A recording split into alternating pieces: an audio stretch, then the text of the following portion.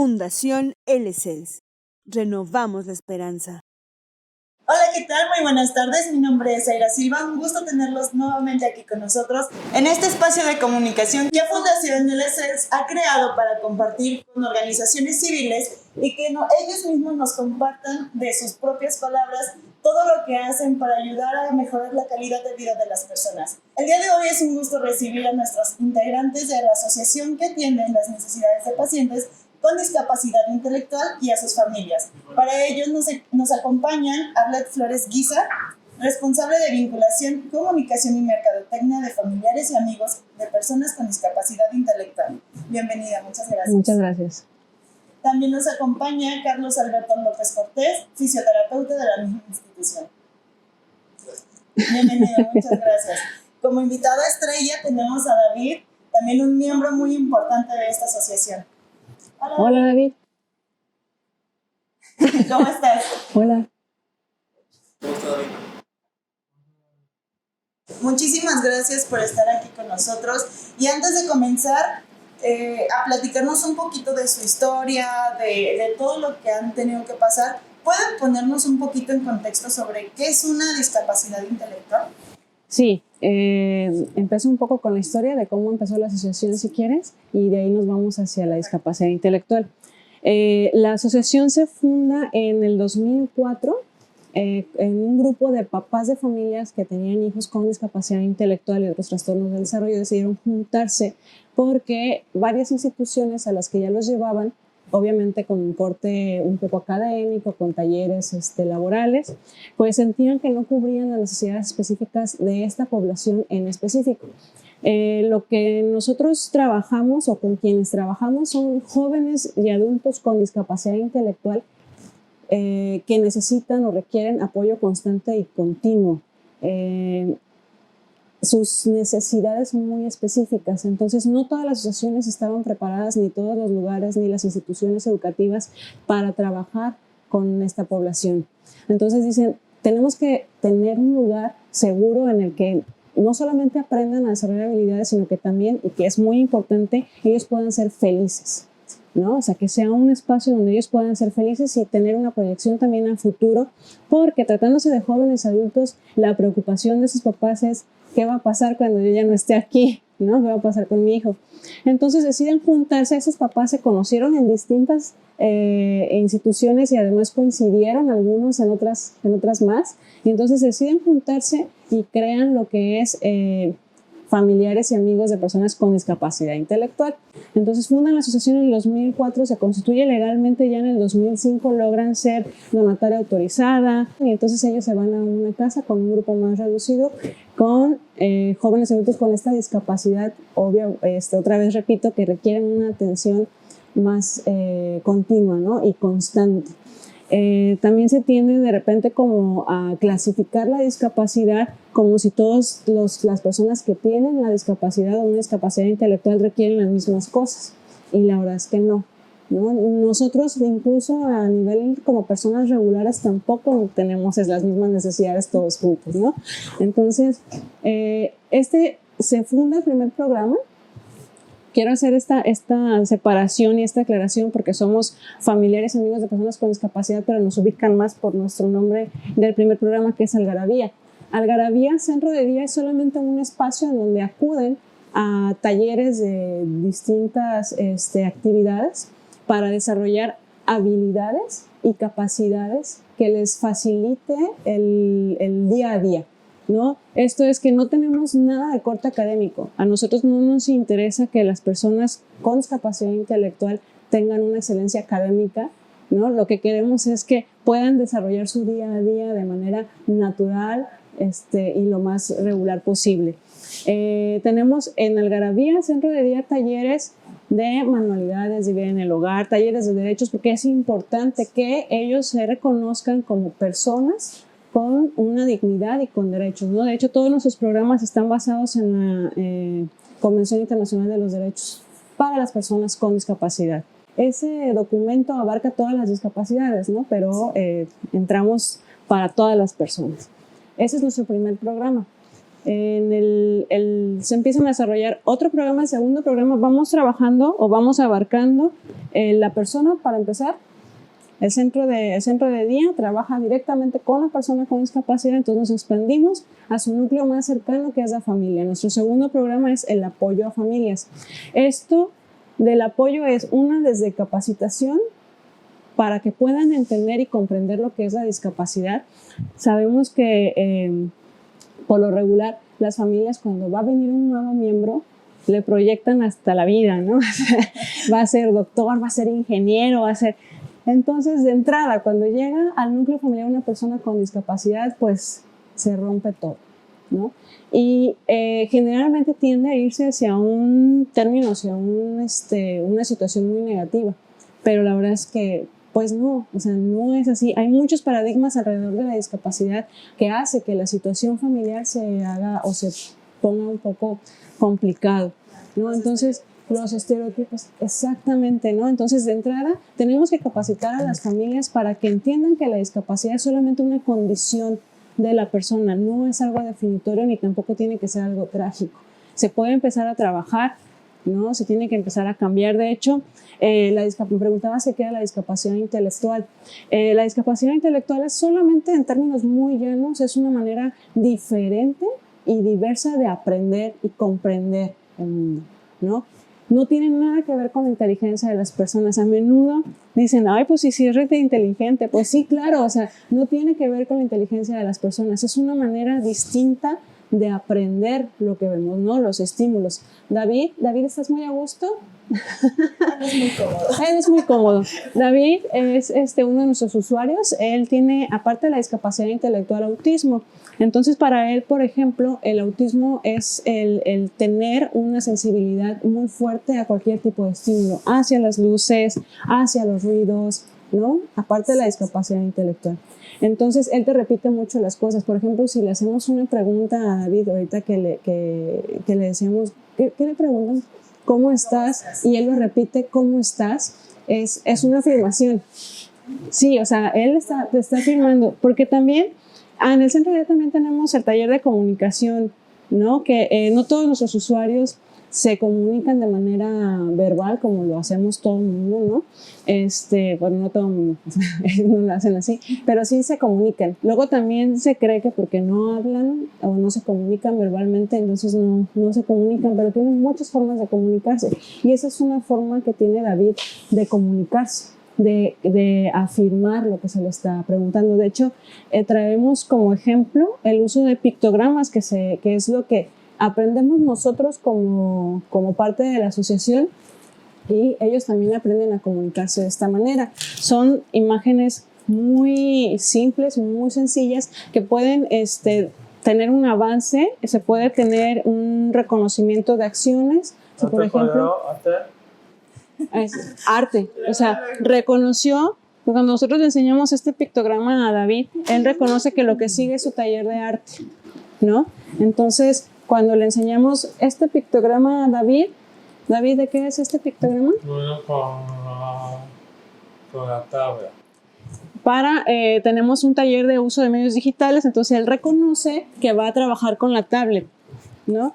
Pero eso, David tiene un poco de habla, un poco alcanzan a ver cómo balbucea e identifica muchos de los pictogramas. En tiempos de pandemia tuvimos que hacer una adaptación de nuestros talleres porque tampoco podíamos dejarlos sin atención a nuestros chicos, y tuvimos talleres virtuales, entonces ellos tenían que reconocer, ¿no?, que seguía el taller virtual. En algún momento, cuando podíamos regresar y luego otra vez irnos a casa y regresar, y esta locura que nos trajo la pandemia, tuvimos talleres híbridos. Entonces, sus compañeros que estaban presentes en la asociación sabían que lo que seguía era conectarnos con quienes estaban en casa, con el pictograma de taller virtual. Estos son los talleres, desayunar, porque parte de las actividades que hacemos en el día, en el centro de día, es el desayuno, y es parte también de uno de los talleres que están llevando, que es vida independiente. Te paso que es vida independiente, en el que ellos están aprendiendo estas habilidades de estar en una casa, ¿no? Porque los papás a veces piensan que no pueden hacer muchas cosas y entonces no puede, pero sí, se puede acercar a la cocina, él puede calentar su comida, él puede tener esta calidad de vida en su casa, este tipo de responsabilidades y actividades, como capacitándolos, como ayudándolos, dándoles el apoyo, la constancia, y es muy importante, por ejemplo, en el caso de David, de tener una disciplina, ¿no? de tener un itinerario. David es buenísimo porque él es el que siempre nos anda diciendo los eventos que tenemos. A David le ponemos el calendario de actividades del mes y David nos está diciendo, y además también para ubicarnos en nuestros espacios, ¿eh? Es como de, si me ve que estoy en un lugar dentro del área de Algarabía que no es mi lugar, es como de, a tu oficina, así, ponte a trabajar en la oficina, ¿no? Entonces, David se comunica más o menos así. Hemos tenido usuarios que no se comunican verbalmente o que empiezan a tener una identificación muy curiosa. Tenía a uno de nuestros usuarios que tenía la costumbre de tener las manos metidas en la playera, ¿no? Así. Y entonces, cuando le enseñábamos los pictogramas, tenemos el pictograma de salidas, por ejemplo. Si quieres ir al parque, tenemos el sí, el no. Entonces, pues él con las manos metidas y sin hablar, pues siempre agarraba con el pie y nos señalaba el pictograma. Y esa es una forma de comunicarse, o sea, también es parte del entorno. Entonces, la discapacidad intelectual es una forma distinta de aprender. Pero también la discapacidad intelectual es casi 50% los demás, el entorno, la sociedad. En el programa de apoyo a familias también tenemos el círculo de apoyos para papás y tenemos el círculo de apoyo para hermanos, porque la vivencia acerca de la discapacidad intelectual que se vive en la familia depende mucho del rol. Generalmente los papás suelen ser muy sobreprotectores y los hermanos tendemos a ver a las personas con discapacidad en una cuestión más igualitaria. Porque como hermanos es como de, claro que puedo hacer las cosas, ¿no? O sea, a mí no. Sí, entonces desde ahí empiezan a darle esta igualdad a las personas con discapacidad, ¿no? Yo también tengo un hermano con discapacidad intelectual, no es por nada que la vida me ha llevado a este trabajo, a donde estoy. Es una discapacidad un poco más funcional, no es parte de Algarabía, pero pues he aprendido muchísimo y lo que llevo en la vida y lo que me llevo de Algarabía para allá está muy bien, ¿no? De ahí nos vamos a la concientización, ¿no? Entonces ahí trabajamos con la comunidad. Vamos de la persona con discapacidad, nos vamos a las familias, ahí nos vamos a la comunidad. Tenemos muchas salidas, a nosotros nos encanta, somos bien vagos, nos encanta salir, porque aparte de los derechos de las personas con discapacidad es el uso de los espacios públicos y privados como todo el mundo lo tenemos, ¿no? Como todo el mundo lo hacemos. Esto requiere que por parte de Algarabía, de los talleres que tienen en Algarabía, ellos puedan desarrollar habilidades sociales, ¿no? Porque tampoco se trata de ser permisivos todo el tiempo con ellos por su condición. Se trata de que ellos también puedan aprender a participar socialmente. Entonces aprenden desde cómo comprar un boleto para el cine, por ejemplo, el dinero que tienen que entregar, el cambio que les tienen que dar, el disfrutar un espacio, el ir al parque, el ir a un café, el ir a un museo. Cuando se hacen las salidas a los museos, por lo regular ellos tienen una capacitación. Montamos un museo ahí en la asociación y entonces ellos tienen que aprender que hay obras que son arte que no se pueden tocar, porque es parte de la naturaleza del espacio al que van a visitar. Vamos al zoológico, nos vamos a escuchar una obra musical que está también adaptada para los chicos. No, o sea, nos encanta salir porque ellos tienen que hacer uso de este derecho social, ¿no? Pero lo más importante de todo esto es que salimos con ellos. O sea, ellos salen a disfrutar, nosotros salimos con ellos también en plan de disfrutar con una cuestión de amistad, con una cuestión de somos iguales, ¿no? Pero lo importante es que los demás, que la sociedad vea cómo nosotros y ellos interactuamos, porque es la mejor manera que tenemos de aprender y de quitar el paradigma a la discapacidad, ¿no? De decir, nos podemos acercar, podemos entender, podemos comunicarnos con ellos. ¿Diferente? Sí, pero bueno, eso es lo divertido. Sí. Y yo siempre lo he dicho, nunca la van a pasar mal con una persona con discapacidad, ¿no? Es muy importante que sepan que en Algarabía nosotros no estamos para cuidarlos, estamos para convivir con ellos, para trabajar con ellos de la mano, ¿no? Pero no es una cuestión de cuidar. Entonces, los demás también. Y hemos tenido muy bonitas experiencias. Muchas veces la familia tiene mucho temor de lo que le va a hacer la sociedad a su hijo, ¿no? Y hemos tenido muy bonitas experiencias, por ejemplo, de personas de servicio, estas personas que venden los boletos, que les venden los insumos para su taller de cocina. Estas personas tienen muy buen acercamiento y muy buen trato con ellos, ¿no? La verdad es que han sido muy escasas las malas experiencias, pero esas malas experiencias también reconocemos que es porque es gente que no ha tenido un acercamiento a la discapacidad. También por eso es importante visibilizarlos, porque mientras los niños, los adolescentes, los jóvenes profesionales, los que ya se están preparando para una profesión en su vida, los tengan presentes, entonces un futuro arquitecto va a entender que va a necesitar hacer un edificio o una estructura en donde va a tener que poner una accesibilidad para personas, ¿no? Pero además no solamente se trata de cuestión de rampas, se trata también de cuestión de colores, de luces, de anuncios, de todo, ¿no? Así, un futuro comunicólogo va a tener que aprender a comunicarse de otras formas, ¿no? Incluso en lo cotidiano tenemos que aprender a ser más pacientes con el otro, el saber que no me va a responder sí, no me va a responder no y no me va a responder de manera inmediata. Tengo que aprender a observar a la persona para saber qué es lo que quiere, qué es lo que necesita y cómo apoyarlo. De ahí nos vamos a nuestro cuarto programa, que es la incidencia en políticas públicas, la persona, la familia, la comunidad, y entonces ahora vamos porque el Estado y los derechos sean respetados para las personas. Pero en incidencia en políticas públicas, la única manera que tenemos para lograr que los derechos de las personas con discapacidad sean respetados es trabajar en redes. Entonces trabajamos en redes con muchas asociaciones que trabajan también la discapacidad desde otras pues desde otros puntos de vista, desde otro tipo de discapacidades. ¿Me prestas el calendario tantito, David? Cada año sacamos un calendario que decimos el calendario incluyente, donde vienen fotos de todas las salidas que tenemos, ¿no? De todo el trabajo que hemos tenido con los chicos, nuestro personal, nuestros chicos, alguna frase que tiene que ver con la inclusión. Vean que somos súper vagos. Generalmente, anualmente hacemos un campamento incluyente en el que se han ido desarrollando distintas actividades. El último campamento que tuvimos fue trabajo de vida independiente específicamente, ¿no? Entonces, ellos tenían la responsabilidad completa de su cuidado personal, de despertarse a tal hora. Nosotros solamente los estábamos acompañando y estaban en las actividades, ¿no? Entonces, eso es parte de lo que hacemos el museo, actividades que tenemos dentro de la asociación, ¿no?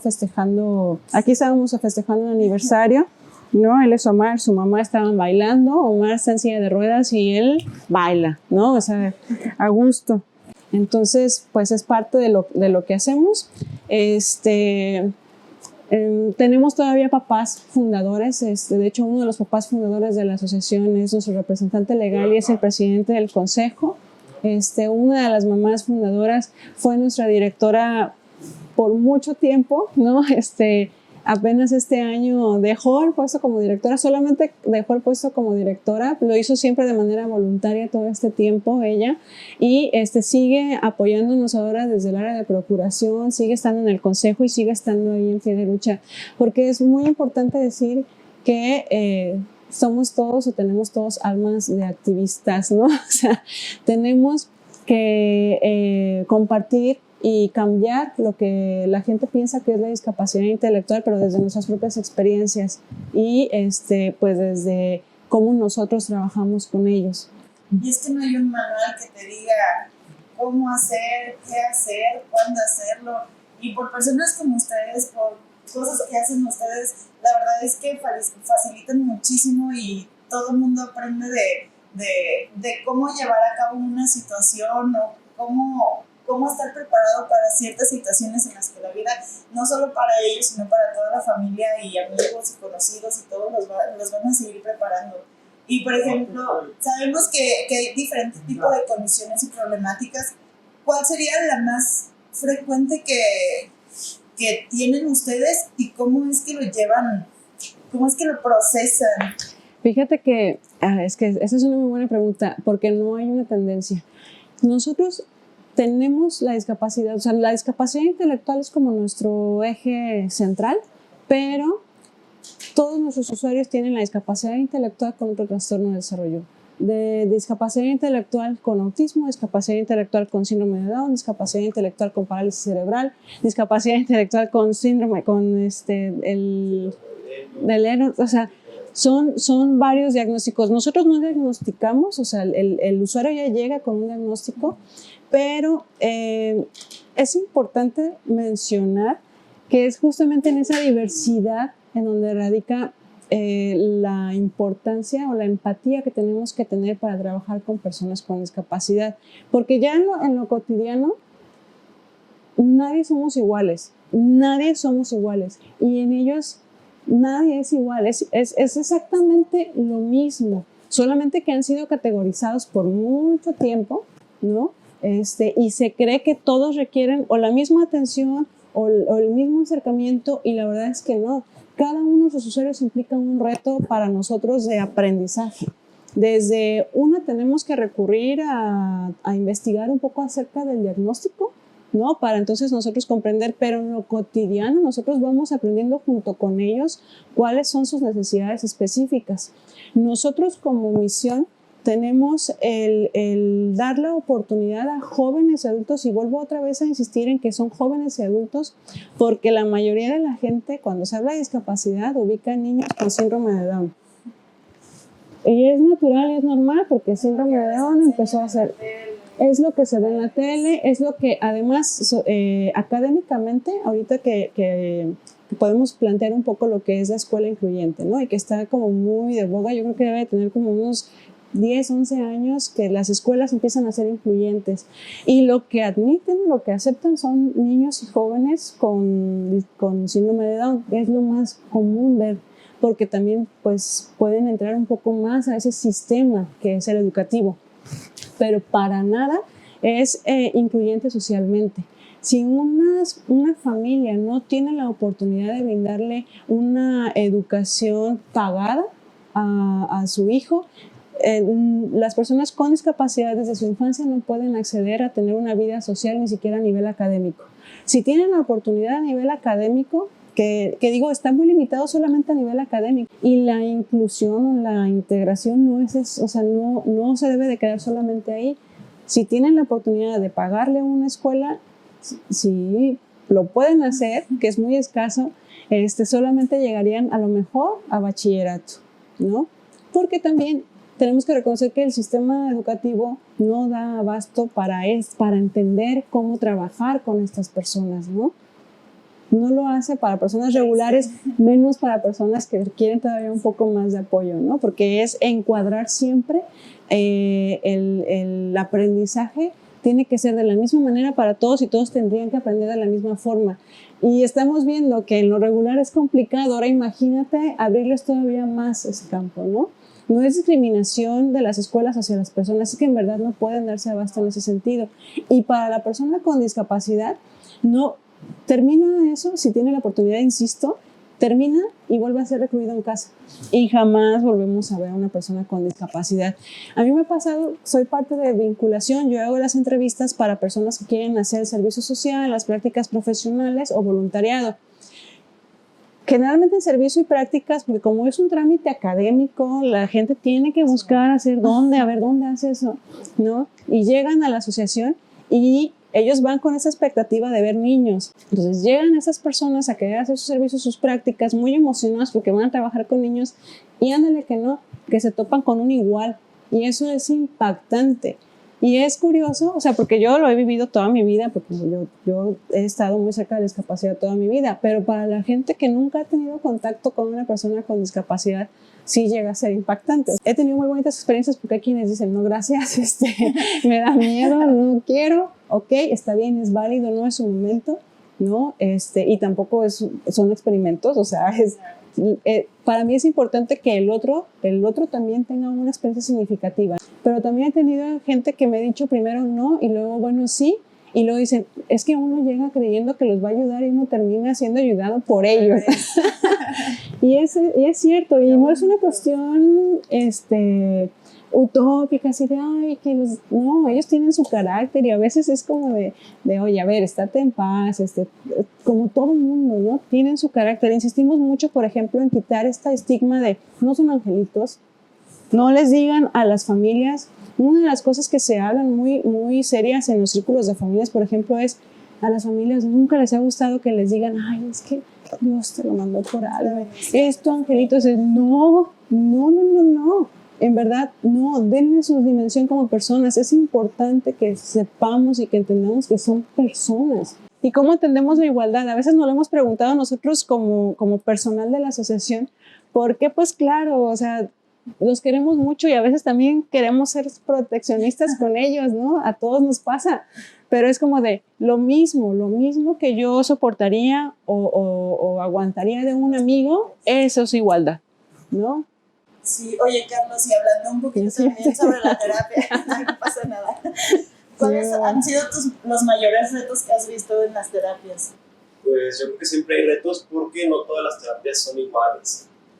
Con el usuario un poquito más accesible, más participativo, y al día siguiente a lo mejor no se siente bien, pasó una mala noche, simplemente no tiene ganas de trabajar. Sí, entonces pues tenemos que estar buscando estrategias para estar motivando a los chicos. ¿Y cómo consigues crear esas estrategias para cada persona? Porque todos son diferentes. Claro. Lo primero es conocer al usuario, ¿no? Saber cuáles son sus gustos, sus intereses, y en base a eso desarrollar como un proceso de trabajo. Porque si nos vamos como a las familias, a la sociedad, lo que más quieren es que el usuario camine, ¿no? Lo primero que te van a decir es que camine si está en silla de ruedas, ¿no? La primera pregunta, ¿va a caminar? Pero a veces el usuario no quiere caminar. Tenemos un caso de un chico que él puede caminar, le ponen una andadera y puede caminar, pero él no quiere caminar y está muy cómodo en su silla de ruedas. Está bien. Y no lo vamos a obligar, porque no se trata de eso. ¿Sí? En base a sus necesidades, en base a sus gustos, es como vamos empujándolos, ¿no? Por ejemplo, pues ¿quieres ir a tu silla de ruedas? ¿Qué te parece que caminemos de aquí a tu silla de ruedas, ¿no? Y yo te voy a, esa es mi palabra favorita, mi frase favorita, yo te voy a apoyar, yo no lo voy a hacer, ¿no? Porque a mí nada me cuesta llegar y cargar, ¿no? Pero yo les doy el apoyo necesario para que ellos logren el objetivo. Sí, entonces es muy importante. Tenemos otro usuario que es súper fan de las Chivas, ¿no? Le encanta subirse al camión, le encanta subirse al avión y las Chivas. Entonces, en base a eso, no quiero hacer terapia, ándale, porque si tienes tus piernas fuertes, te vas a poder subir al camión. También tratamos de trabajar con ese tipo de experiencias positivas y negativas, ¿no? A cada acción, pues, va a venir una reacción. Entonces, pues, ahora sí que si hacemos algo negativo, pues vamos a tener una consecuencia, ¿no?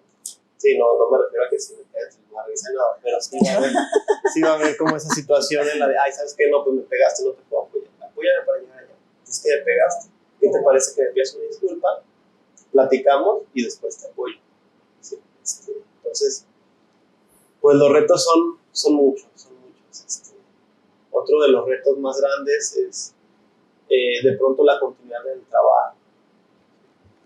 En alguna ocasión chicos pues tienen situaciones que los llevan al hospital, quedan en el hospital o tienen que estar en casa en reposo por 2, 3 semanas, un mes. Entonces cuando regresan, pues regresan muy afectados. Entonces tenemos que volver a comenzar, a veces desde cero, a veces es rápido el proceso de recuperación y a veces alguna afectación nos provoca que nos tardemos un poquito más. A comenzar prácticamente. Sí, hay que trabajar también mucho ahí la frustración personal, ¿no? Sobre todo, me imagino, todo lo emocional que han de sentir porque la gente se encariña muchísimo y qué difícil, qué bonito, la verdad.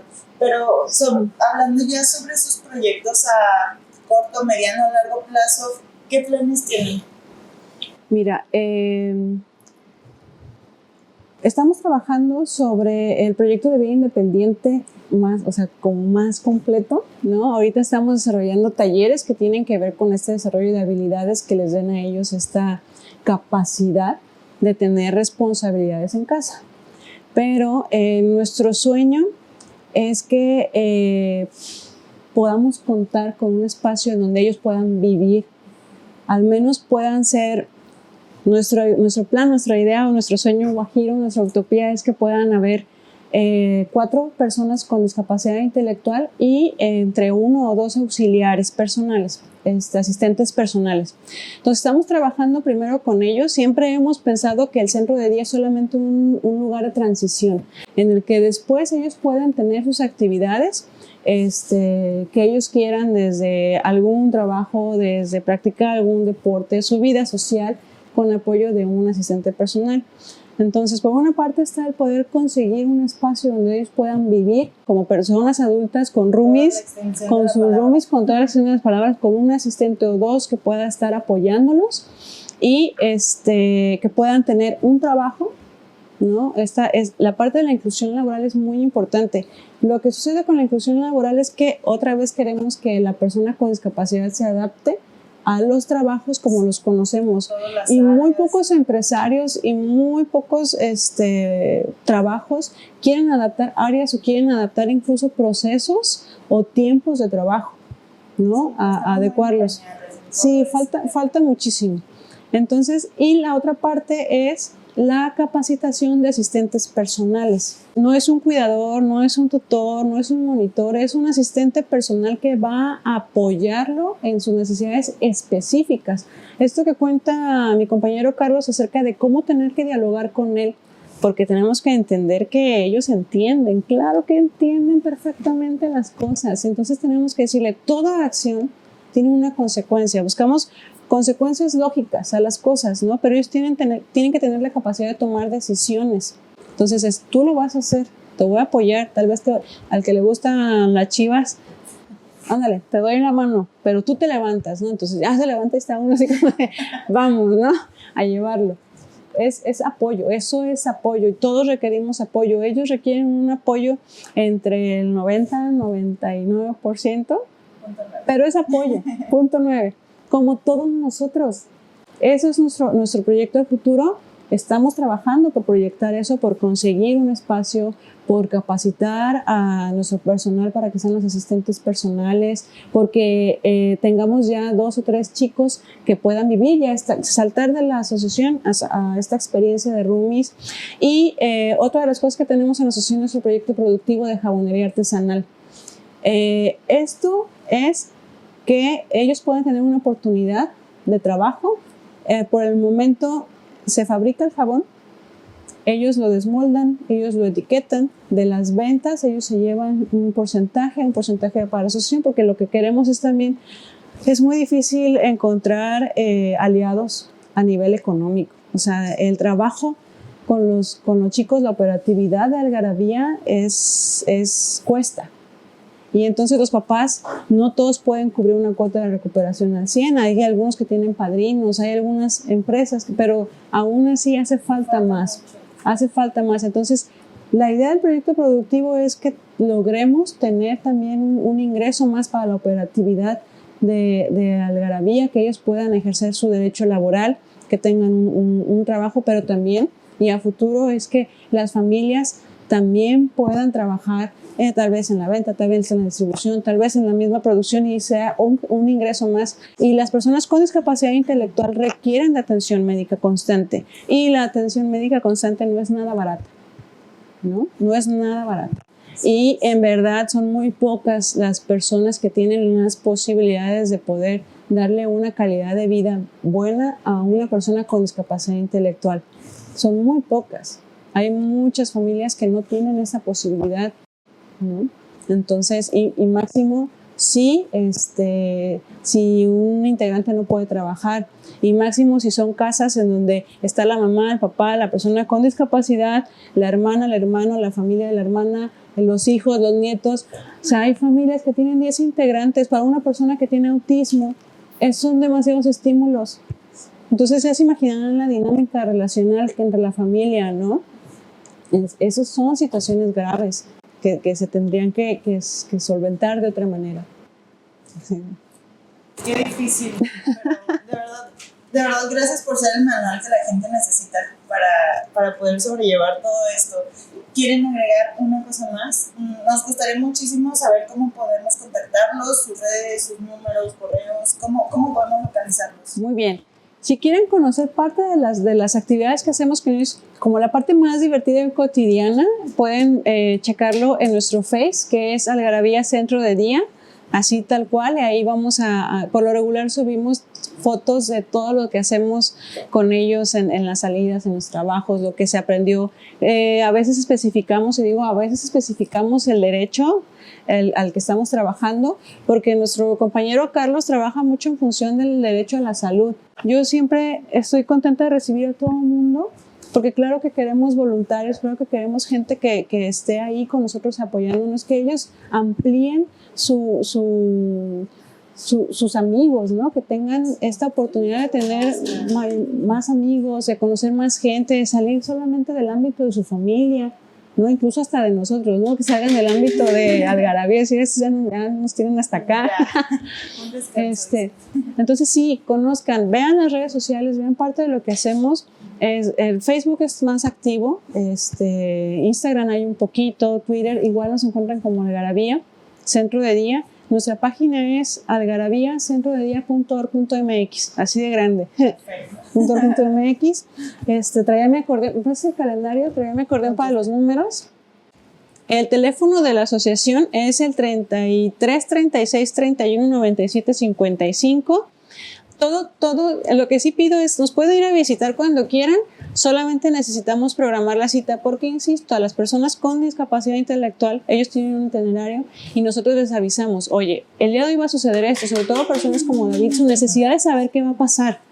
Entonces te tengo que decir, hoy viene fulanito de tal, hoy vamos a recibir a tal persona, hoy, ¿no? Porque ellos tienen que conocerlo. Entonces siempre es previa cita, todo es previa cita para poder estar en la asociación, también por cuestiones de seguridad y protocolos, ¿no? El WhatsApp es el 33 16 05 78 04, es el WhatsApp de la asociación. Y para Pando es nuestro proyecto productivo. No es que sea nuestro proyecto productivo, pero son los mejores jabones que se van a encontrar. ¿Sí? Vamos a ver eso ahorita. Sí. Y pues, ¿qué más? No, pues. Si a mí no me dan la palabra porque yo me voy. No, para eso es este espacio. ¿Algo más que deseen agregar? David, ¿quieres decir algo? ¿Qué quieres decir? Gracias. Que ya se va. Muchas gracias. Gracias, David. Gracias. ¿Quieres venir a sentarte? ¿Te quieres sentar acá?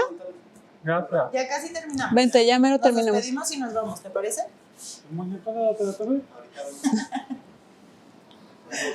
Siéntate, David. Siéntate. 2 minutos. Siéntate, 2 minutitos y ya. Te lo prometo. Pues muchísimas gracias por acompañarnos, Gracias, por compartir, por realizar esta labor tan bonita que hacen, de verdad, que es como un abrazo al corazón. Yo lo siento tal cual. De verdad, muchísimas gracias. Esperemos vernos pronto de nuevo. Gracias nuevamente por estar aquí, Arlet, David, Carlos. Muchísimas gracias a ustedes por acompañarnos. Gracias. Y esperemos que nos veamos pronto. Mi nombre es Aira Silva y nos vemos hasta la próxima. Fundación LCELS. Renovamos la esperanza.